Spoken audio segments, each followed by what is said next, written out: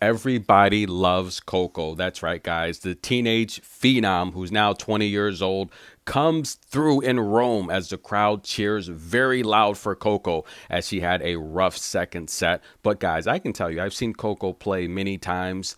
The fans cheer overwhelmingly for Coco. I mean, it's like she has supporters of all ages, the young kids coming up, the adults, male and female, and they just really want to see Coco do well. And we've seen the struggles early on in the career where she kind of burst on the scene a little bit too early, and the expectations were possibly a little bit too big coming from America, where we've had Serena. We've been so spoiled by Serena and Venus in her shadow for so long. It's like so many expectations have been put on Coco. And Coco came out and finally said, look, F last year. Remember at the French Open last year, she said, F last year. F this. She said, look, I just want to be me. I don't want to be Serena. Not exactly in those words, but she made it clear that she just wants to play and have fun, right? Take all the expectations of Coco winning 24 Grand Slams out of your head. Can she do it? I think she's going to have a good run.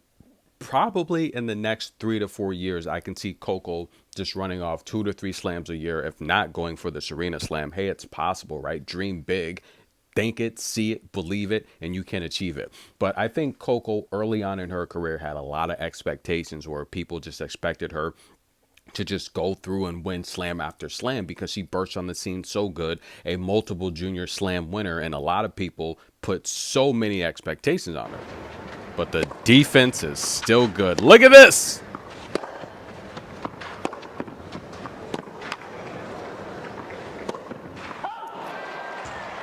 Now, I wanted to show you that even though she shanks it bad angle, look at the ground she covers on court. So amazing. The best defender in the sport. Now, the announcer here, who's Marie? I forget. Was it Andrea Petkovic? Said here, no, actually, it wasn't Andrea. Andrea covered her last match. But she said here, Coco is the fastest player on tour. And I've been saying that for so long. She moves so well. People forget this is clay that she's moving around like this. Now, she's going to take on Paula Badosa next as she come through here in 3 sets over Jacqueline Christian. She improves to 48-2 after winning the first set. Coco's pretty dominant. Now, I talked about how some of her losses, guys, where she's lost to elite players, it's come in 3 sets where she's been up in the third set, up a break a lot of times. And what's happening? Well, the double fault. So I have some stats here. We're going to take a look at the final match statistics as Coco comes through in Rome. She's going to take on Paula Badosa next. Jacqueline did put up an amazing fight. I'm a huge fan of Jacqueline. It's sad that she has to play my other favorite player, but nonetheless, only one ace from Coco. I would like to see more aces from Coco. One ace, that's in a 3 set match. I think that's unacceptable. 73% on the first serves won to 57% from Jacqueline. If Jacqueline could improve to first serve one, I think she would have had a really good chance to at least extend this third set and make it a little bit more competitive down the stretch. 22 winners to 8, 41 unforced errors to 29. Now, again, we know how unforced errors work. You literally have someone sitting, courtside with a clipboard counting the unforced errors. Are they accurate all the time? Probably not, but still, I think that's a little too high, guys. Points 85 to 79, 4 for 13 on breakpoint opportunities. Now, I posed a question, and I would like your feedback as we take a look at the lower 8 remaining here in the upper half of the draw. We are headed towards the Sweet 16, and you clearly see there that Iga Swiatek and Coco Gauff, they're on a collision course for the semifinal. We want to see that on clay. Now, Paula Badosa has been playing well, guys.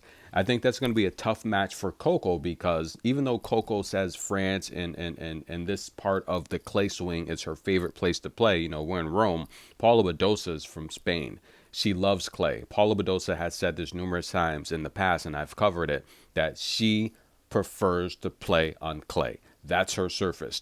Osaka and Konuinjong, guys, the battle over the coach, that's going to be an amazing match. I can't wait to see that. But I want to have a conversation here, guys. Brad Gilbert, do you think now Coco has brought on her former junior coaches that helped her win 2 slams? What do you think we need to do with the serve? Because the serve is putting her in so many uncomfortable situations where she's up, she's down.